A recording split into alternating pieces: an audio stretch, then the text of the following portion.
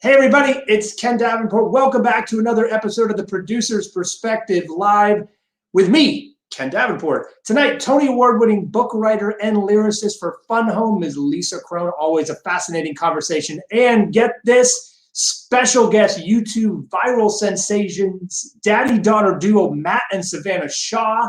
We are here to raise money for the Actors Fund, so do me a favor. Give me some thumbs up, give me some hearts, give me some share of this stream right now. Let all your friends know. I'll wait. Go ahead. Hit the heart. Thumbs up. Okay, good. Let's go for it. Hit it, Mary. We're getting the band back together, getting the boys who rock again. We're getting the band back together, rocking the bits of a place that remembers when some punks from the suburbs lit the sky with too much reverb. We're getting the band back together. Hello, everybody. Welcome back. Welcome to all you first-time viewers as well. So happy you're all here. We have a very special action-packed episode for you tonight. Both Lisa Kron and the Shaws are going to be here in just a few moments. Hello to everybody. Hello from La La Land. Cheers. Look at that. Lisa's got some fans in the house. Mat and Savanna have some fans. Hello, Alan. Hello to everybody. Don't forget, get your questions ready. So if you have questions for either of our special guests tonight, we're now doing this special, very fancy feature that my producer, Mary Dina, figured out, in that we can bring you on and you can ask a question live. It's so fancy, modern technology. It's amazing. So we can bring you on live, but here's what you need to do. You need to type the word question in all caps, throw it in the thing, in the chat box, wherever that is on your screen, right there. Mary will then find you, so be nice to her, and then she's gonna send you a Facebook message. You gotta keep your messenger open, keep your messages open, and then she will send you the secret super decoder thing that will give you access. It's a special code word. We should actually do that, Mary. Come up with a code word, because I've always wanted to have a code word like entrance to something. The code word is Broadway. I don't know. I just gave it up. So anyway, get those questions ready, and we'll take some for both Lisa and the Shaws. Don't forget, we are here to raise money for the Actors Fund. So all you folks out there, give a little. Give just a little bit. Goes to a great cause, helping more than just actors, helping everyone who is going through a tough time. We just posted some very, well, I'm going to say it, just some very depressing news yesterday, in that we might be out for the rest of the year. Broadway may be down for the rest of the year. When was the last time that happened? It has never happened. Never. That means a lot of folks are going to be out of a job. And here's what we don't want. We don't want them going to work in other industries. We don't want to lose the unbelievable artists that make Broadway what it is today. So do me a favor, go throw some cash in the, we're at like $8,200 right now, I think. We're going to get to 10,000. And then you know what I'm going to do at 10,000 bucks? I'm going to show my Corona cut at $10,000. I previewed this today. I like to say my Corona cut that my wife lovingly did is in previews. It has not yet opened. It will open on, the opening night will be when we hit $10,000. Let me tell you, I previewed it to a few folks today. This is the reaction it got. Or this one. It's really something. It's really something. You're going to see it when we get to 10 grand. So go ahead and throw a little. If you missed last night's episode, go watch the replay with Lynn Ahrens, Tony Award-winning Lynn Ahrens. She gave a master class in writing lyrics. Anyone out there who wants to be a lyricist or a book writer, she literally gave me a curriculum of what I should do over the next 30 days if I want to be a lyricist. I actually don't want to be a lyricist, but it's one of the few hats that I don't want to wear. But if you do, go watch the replay. You can catch all the replays as well on my Facebook page. There's like 60 episodes of this sucker. And every time you watch one, throw a little bit more money into the Actors Fund kitty. All right, catch the replays. There is, Mary's going to throw that link up there as well. Some news today. Speaking of Broadway bouncing back, I did post a blog today. Mary will throw up this link as well about why I believe the bounce back is going to be big. We're going to bounce back big and fast. And I came up with 3 reasons why this is going to be the case. I'm a pretty optimistic and positive guy, so go ahead and check out that. Oh, right, hit the stars, Jose says. The stars, this is the fun way to donate. you throw stars at me. You just like chuck them at me like a pitcher. Just throw them at us. So if you like what we're talking about, throw some stars at us. Someone's calling me right now. Don't they know what the hell I'm doing? I mean, this is anyway. I'm on a live. Should I answer it? No, Mary's like, no, don't answer it. We got too many guests. So what else? Some other sad news. I just want to give a shout out to Larry Kramer, the incredible playwright and activist who passed away today for the Normal Heart. We lost him today, but man, he did a heck of a lot of good, not only for the theater, but the world.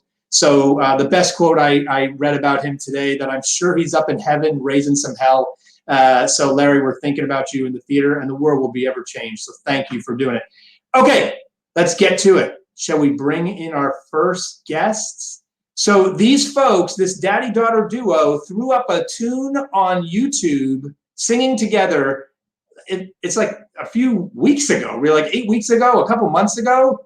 6 million views of that song alone. They are now these YouTube sensations. They are from Utah. They are live streaming into us tonight. Please welcome the Shaws. Hi. Hi, guys.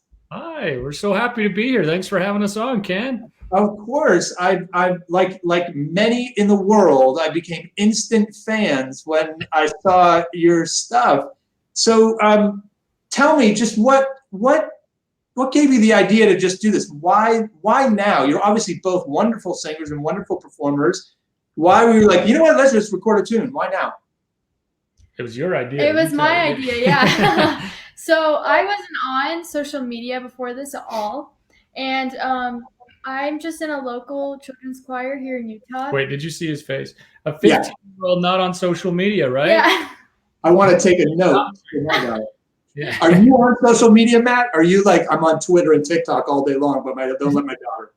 No, I'm on Instagram, and that's about it, and Facebook. And I have learned YouTube just from doing this. It took me like 2 hours to upload our first video because I had to start a channel and then figure out how to upload. But we're good now. We've learned. We figured it out. Yeah. It took a while, but we've got it now. Tell your story. Savannah, you were just like, I want to do a tune, and oh, Dad, why don't you do it with me, and we'll just see what happens? Yeah, I just pulled him in from the backyard. He was doing yard work, and I was like, hey, let's just sing a song for my first post. He was in an old family reunion T-shirt and just like a ball cap, and we sit down to film it. I'm like, hey, do you want to go change your shirt and kind of get nice? And he's Ken, like, she wanted me to freshen up. That's what it was. And he's like, your choir friends are not gonna care what I'm wearing. Who's gonna see this? Family and friends. So it's fine. And then after all the views, I think he should have changed his clothes. I think he agrees. I was right. So was it one take? How many takes did you do of the song before you were like, okay, that's the one, let's put it up? No, we ran through it a couple times. Yeah. It's a song that we're familiar with. We love the prayer. And she would be singing it, just practicing upstairs, and I'd be singing the other part from my office downstairs. So we had kind of sung it around the house a little bit before that, but really this was the first time that we had officially done a duet together. Yeah. I think, which sounds crazy. I don't know why it took us this long, but this was really kind of her first social media post ever, and then really our first duet. Yeah. All these are all over right now, creating How quickly did it take off? When were you what's happening? It took maybe a couple weeks, I think, for it to really grow, but it was so funny. He sent me a screenshot and he was like, it's at 3,000 views. And we were both like, how did this happen? Yeah, I sent her this screenshot at 3,000, and my mind was blown. I couldn't believe it. Yeah. That people were listening to our music and sharing it, and then obviously it's way more than 3,000 now. But it took a couple weeks, and then it just really got crazy. And you posted a whole bunch of videos now, including some Broadway tunes, which is what got my attention. You're a Broadway fan, Savannah? Yes, very much so. She loves Phantom of the Opera. That's the first show that I've ever seen. live. I saw that as a kid. My mom made me read the book so I could earn a ticket to go see the show on Broadway. It's been a favorite of mine. It's been a favorite of Savannah's. I've never seen it in like live at the theater, but my sister and I have watched the movie like every other day in quarantine. We both love it. So hopefully someday we'll be able to go see it. So you've never been to New York either. You've seen other shows though. Well, I've seen 2 shows that have come to Utah. I saw Wicked and Newsies, but I've never been to New York. Got it. And you have favorite Broadway? Do you follow Broadway? Do you have favorite performers? Like, yes, yeah, I love Sierra Boggess. She's the person ever. And we heard you may know her, Ken. She did the live. I'm nodding like Sierra. She did our live stream a few weeks ago. Savannah freaked out. She saw that. She's like, Ken knows Sierra. Yeah. She's not a very nice person. I have to break it to you. She's really, if you saw that, she's just very negative. We watched that live, so she's awesome. Oh, that's amazing. And do you want to be a performer? Is this something you want to do? I never really considered it as a possibility until all of this happened. I just didn't think it could happen. But I would love that now. Just this has opened up so many like dreams and so many ideas of what I might want to do. So that's great.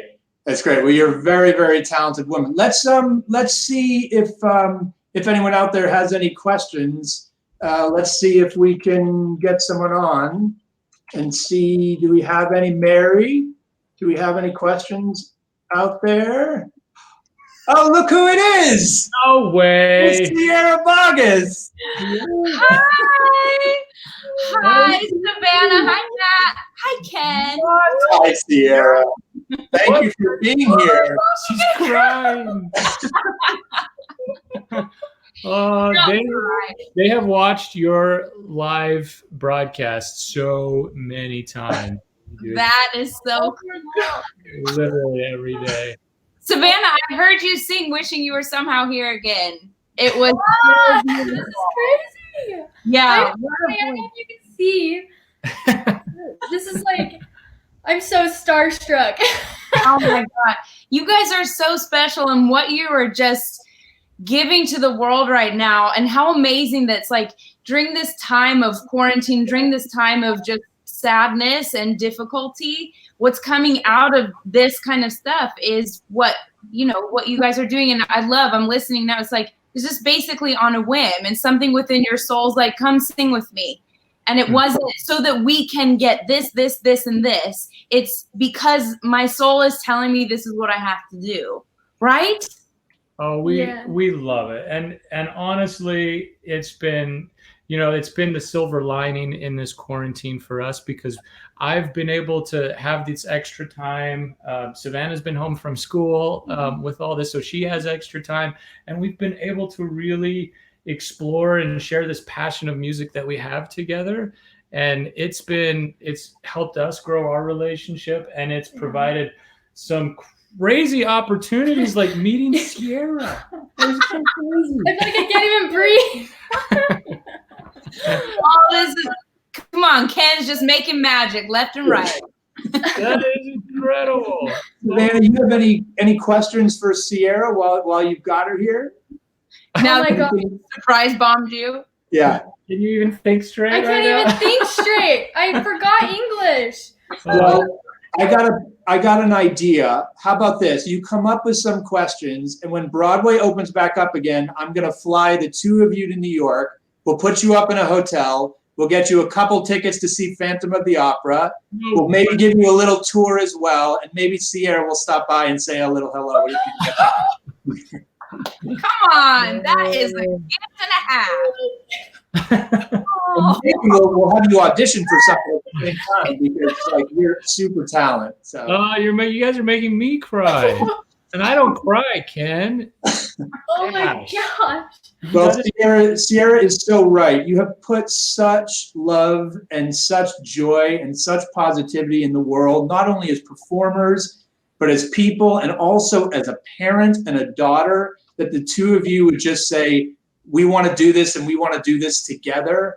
And it's just, you've done obviously such good for so many millions and millions and millions of people that this is just a little small something to say thank you from all of us on Broadway, and you got to come pay us a visit. We are so shocked and cannot be more appreciative and grateful to both of you so much. Oh my gosh. You are a dream maker, Ken. Thank you. You're very welcome. You just keep pumping out those videos, okay? And we'll be in touch and we'll figure out when we get you here. We will. Sierra, thank you so much. Thank you guys. Thank you for the gift that you're giving this entire world. Look how quickly that happened. It's just really, really special. And I'm so glad to meet both of you virtually. Yes. Thank you, Sierra, for being such a doll as always. Of course, Ken. Beacon of light. We'll see you both. Bye, everybody. Isn't that fantastic? A 15-year-old girl says to her dad, I want to sing a song with you, and millions and millions and millions of views later, look at who they are and what they've done for so many people. It's such a wonderful story. So we're going to bring it to New York. We're going to show them a Broadway show. No fan like that should not see what it's like inside a Broadway theater, so we'll do that. And a special, special thanks to Sierra for being here. She is, I was joking about, obviously, about her negativity. She is just a walking spotlight, that woman. So I'm thrilled she was back on to provide this little spark of joy for us. And now on to the second half of the show. We got two guests for you. So please welcome to the live stream the Tony Award-winning book writer and lyricist, Ms. Lisa Kron. Welcome, Lisa. Hello. Hi. I have no YouTube followers. None. You had a lot of Tony voters voting for you. That counts. That counts. All right. How have you been? How are you doing? You know, pretty good considering. Hanging in like the rest of us, I see. Yeah. So tell me, I've been asking all of my guests where they were when the virus hit the fan. So where were you? What were you doing the moment you heard that something different or special was happening that you needed to be a little concerned? I mean, I was sort of following what was happening. I think I was, listening to on the media on WNYC, and I heard Lori Garrett talking about it, and that was in February, and I was like, oh, this is going to be a thing. That's when I started washing my hands more and wearing gloves to the store and stuff like that. So, I think, my father was a Holocaust refugee, and I think I've just been, spent my whole life like, when's the bottom going to fall out? When's it all going to go south? So, what a way to follow that uplifting father-daughter duo, really. Look, it's reality. It's the way it is.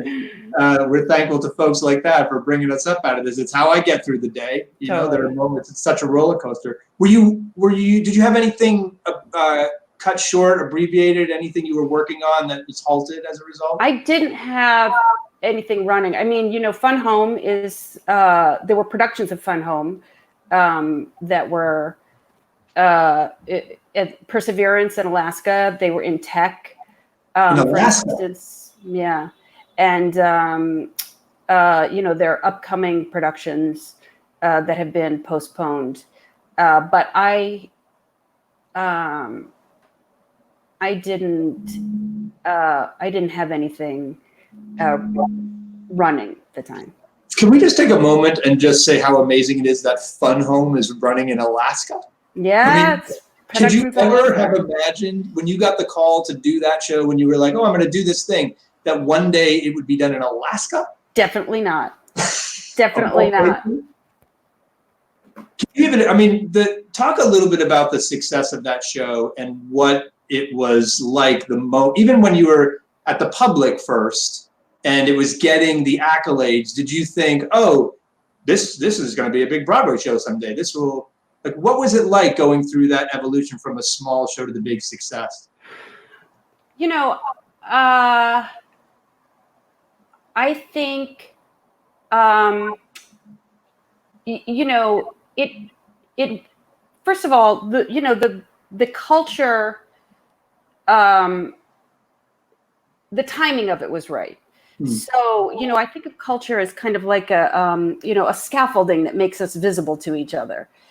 And in my experience, you know, the idea of this lesbian as a protagonist, this lesbian love story that happens, you know, in the middle of the show, that in my experience had not been legible in this way to mainstream audiences before. And I think it's, you know, decades and decades, hundreds of years of culture building by, you know, LGBTQ artists, activists,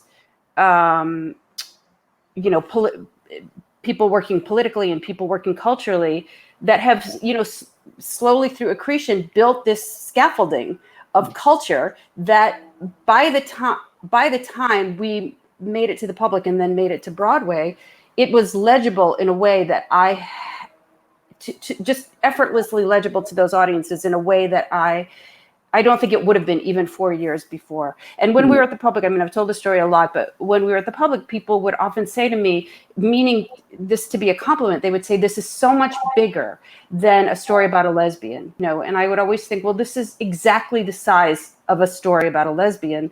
What you are feeling is that your sense of what kinds of people are in the world has expanded. That's what just got bigger.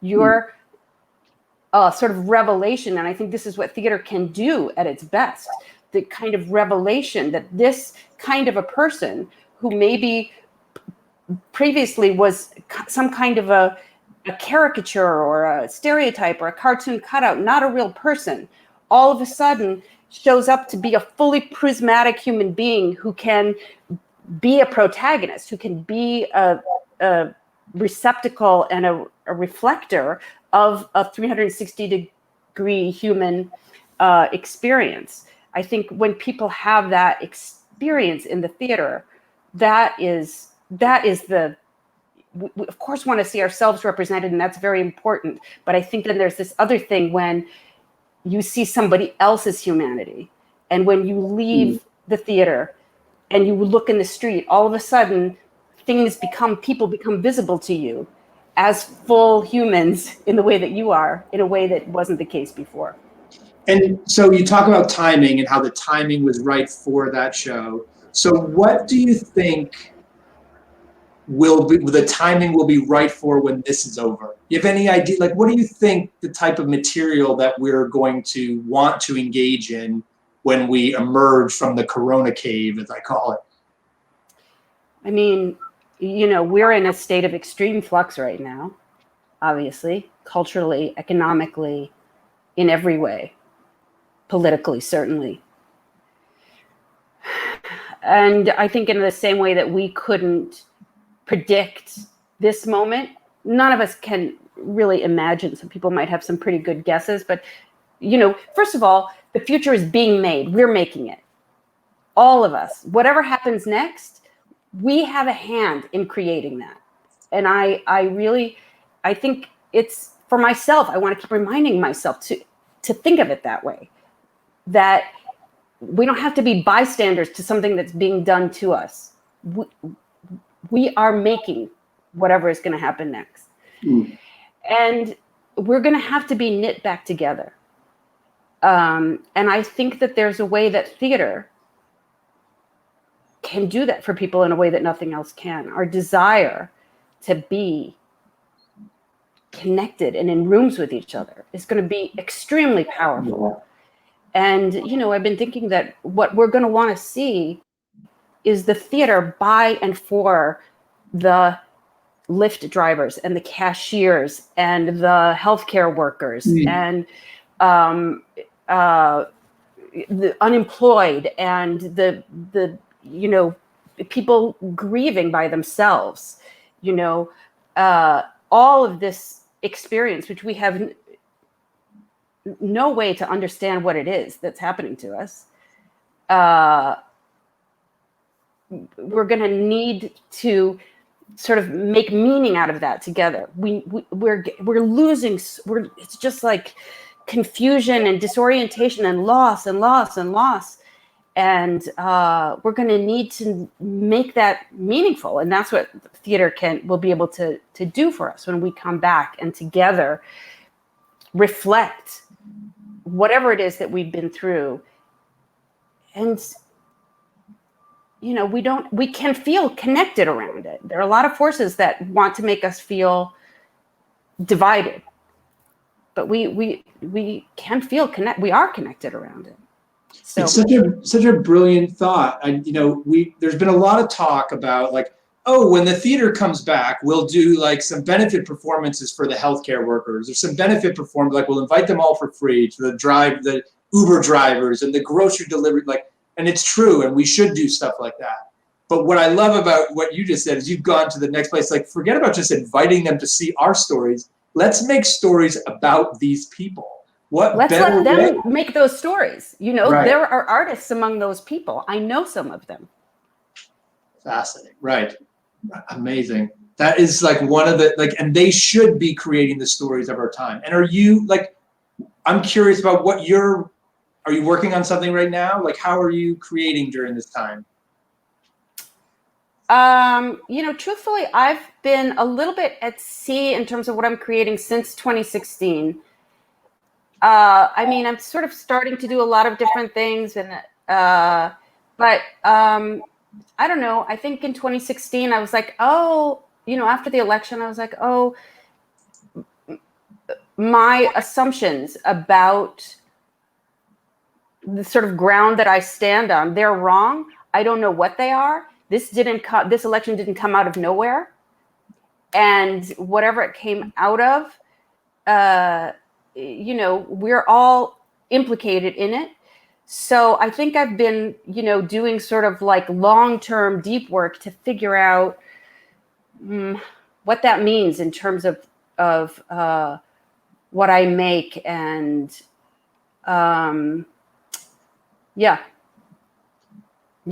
been, sort of mining. I think Fun Home in a certain way was if my work is kind of having these chapters, that was sort of the culmination of, sort of a longer journey. And I think I'm sort of starting a new aesthetic exploration, and I don't quite know what it is. You have tips for folks out there who are trying to create as well, trying to stay positive during this time, knowing that, like, as you said at the beginning, who knows not only when we'll be back, but what it'll look like. Yeah. How are you staying up? The novelist George Saunders wrote that beautiful letter to his students, which I'm going to badly paraphrase. I recommend looking at it. But, what he said to them was, pay attention, pay attention, pay attention. We don't know what this is or what it will be, but he was saying to young people, what is happening now is the thing you're going to draw from as writers for the rest of your life. So what you need to do is just pay attention, just soak it in, just notice everything that you can notice. And I'm really trying to do that for myself also. And then, find places. We are not powerless. And I think the way to feel, for me, my experience is the way to not feel powerless is to find places where you can make a difference, where you can, they're all, whatever your passion is, whether it's political, whether it's mutual aid, whether it's whatever it is, you're doing it right now with this podcast. Find the thing that helps you feel like you have agency and that you're connecting with, we're just more powerful together than we are individually. And there's all kinds of ways to manifest that. So that's my advice. So that is so smart. And this episode is a perfect example of that, with the Shaws doing their thing. You're right. This is totally my thing. When I was like, what the am I going to do? I got to do something. I said, I know I'll get really smart people like Lisa Kron to come on a live stream. And you're raising all this money, and you're, I'm seeing in the comments, you're making this community for people. Yeah, totally. We have some questions, I believe, Mary. We've got a so we're going to. Are the questions like, where are the Shaws? Can you bring the Shaws back? No. No, you've got a lot of fans here, my dear. You got a lot of fans.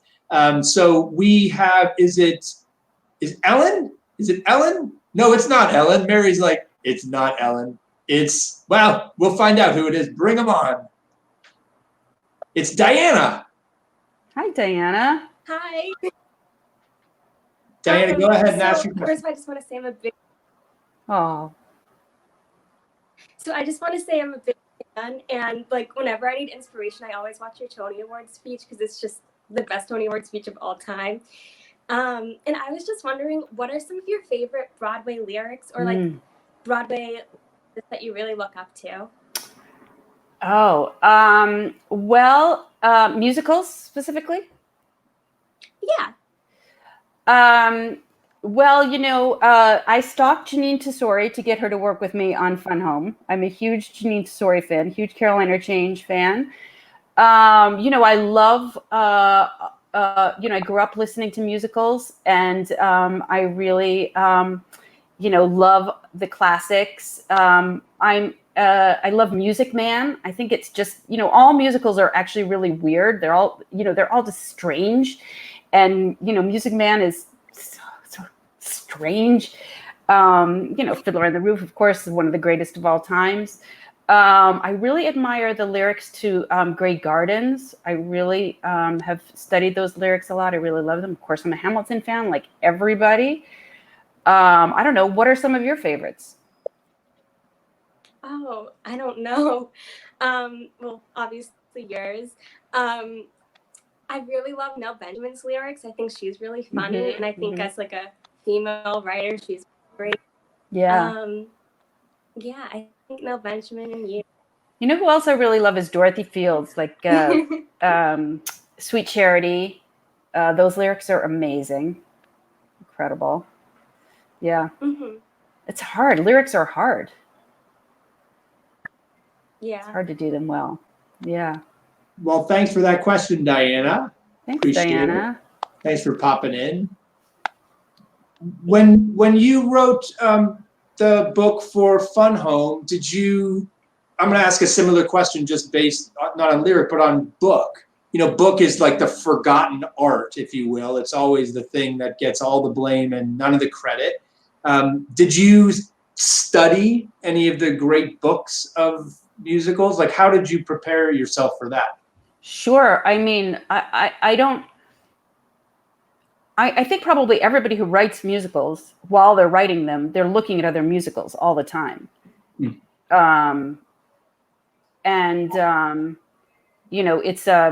It's a form that's really, I suppose all art is like this in a certain way, but it's about its form, and there's a book that actually, we might have been done writing it by the time this book came out, but I really love this book. It's called Musical as Drama by Scott McMillan. And that, I think, is just the greatest book about the actual craft and the formal questions of what musicals are like. It's really an amazing, amazing book. I mean, Fun Home was, it's a tricky piece of writing. It was a really tricky piece of writing, yeah. So that's my question. So Fun Home is an unconventional musical, right? We had never really seen anything like it, and certainly we're pushing the boundaries in so many places. How did you know, and how did you get the confidence to break the rules of the theater? Because listen, I myself, I'm like a rule, like, oh, this is how the formula, this is how it works. But you have to know when to color outside those lines. I actually think that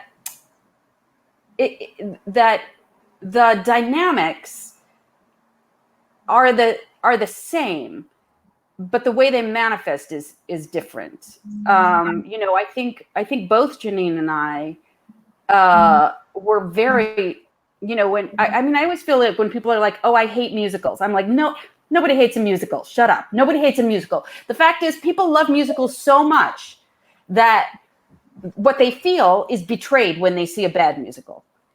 And whenever people are like, I hate musicals, I'm like, what's the first show you ever loved in the theater? And they're always like, Bye Bye Birdie. It's just like, it's just, and Janine has no tolerance for the I hate musicals thing. Anyway, I just like, nobody hates a musical.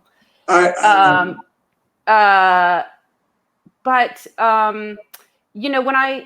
I started working on Fun Home about the same time that I was first elected to the Dramatists Guild Council, and then I became a Tony voter. So then, you get Tony tickets and you get to see all the shows. And I remember thinking, musicals, even if it's bad, it'll be great because you'll see people singing and dancing. And very quickly I was like, wrong. Musicals are so much more formally rigorous than plays. And when we were first working on Fun Home, we, had a conversation with George Wolfe to sort of, ask him some questions about the form. And he said to us, your main character needs to have one very clear primal drive. And if you have that, then you can be as complicated as you want. But there must be one primal drive that drives the whole thing. And he talked about Jelly's Last Jam and how that worked in that. And I said, we said to him, did you know that what his drive was from the beginning? And he said, oh no, it took me 5 years to figure it out. And that was also true in a way of with Fun Home. It took us a long time, but in fact, the first words in the musical are the little girl saying, Daddy, come here, Daddy. The primal desire for this girl and for this daughter to connect, not in an intellectual way, but in the most primal father-daughter way with her father. That starts the musical and it continues through the end. So I actually don't, and Janine is just like, she's such a master, and she would say things like, the audience needs a break here. There needs to be a group number and it needs to be fun. That's what has to happen here. Like rhythmically, she was just like, her sense of the machine of, I saw that, amazing revival of Hello Dolly with Bette Midler, whatever it was, a couple years ago. And I was just like, the actual, like the physics, the math of a musical, those songs in Hello Dolly, that musical does not make a blind bit of sense. And what happens in the second act? When they're like, welcome back, Dolly, welcome back. Where's she been? We haven't heard about the Harmony Garden. What is that about? Nobody knows. But the way those songs build, the way he just, put on your Sunday hat, put on your Sunday best, whatever it is. The way that song builds and builds and builds until literally the audience, we were on our feet. We were like, just like out of our minds because of his ability to build whatever it is that happens in a musical. It's like it's like some kind of a joy-making pattern machine that if you do it right, that's definitely a part of it. That's definitely a part of it.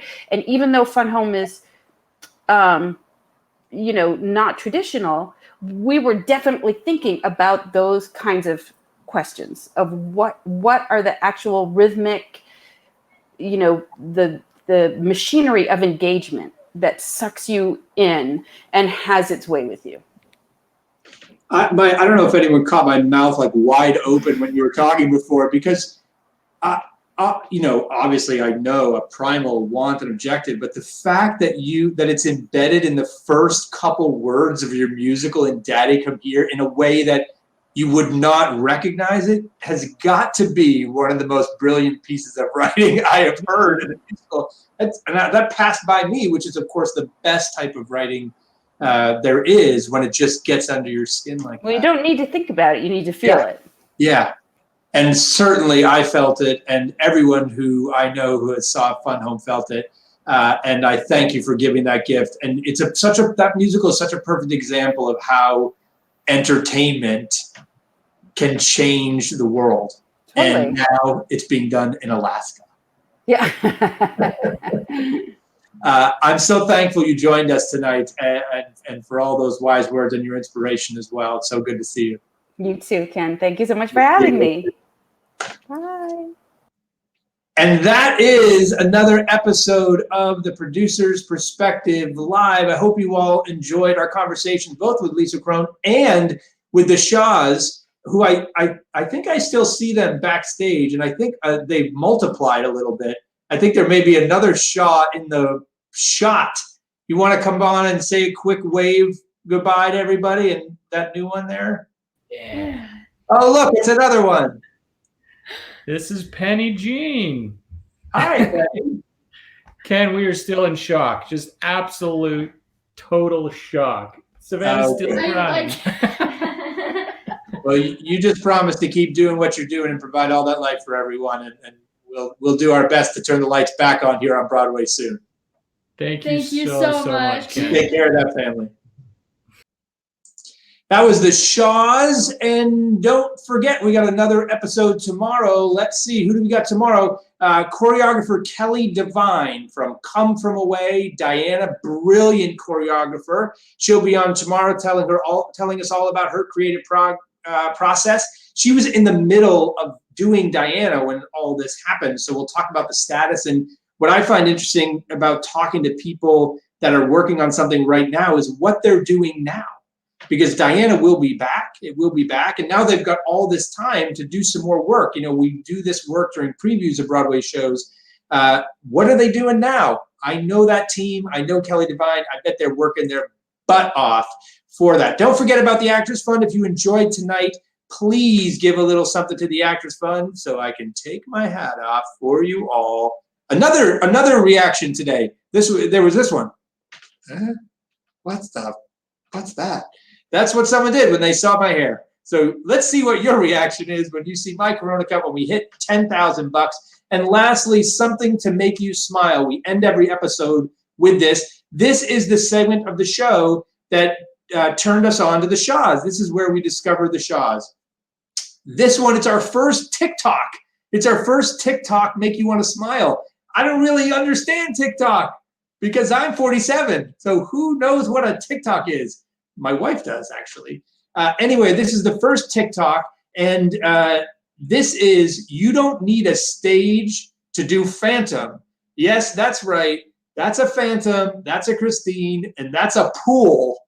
That's all I have to say. If you want to go check out that TikTok, and you know what the cool thing about TikToks? They're very short. Very short. So go when you got 15 seconds, and you all know you have 15 seconds. We're stuck inside in a pandemic. Go to theproducersperspective.com/smile. Check that one out. Scroll through, see the other ones. Keep scrolling. You'll find the Shaws on there in case you missed them. Watch all that. It'll put a smile on your face. Much better than the news. Much better than news. Go smile. Enjoy your day, everyone. Thanks so much for tuning in. Don't forget about the Actors Fund. We will see you tomorrow with Kelly Devine. Bye, everybody. We're getting the band back together.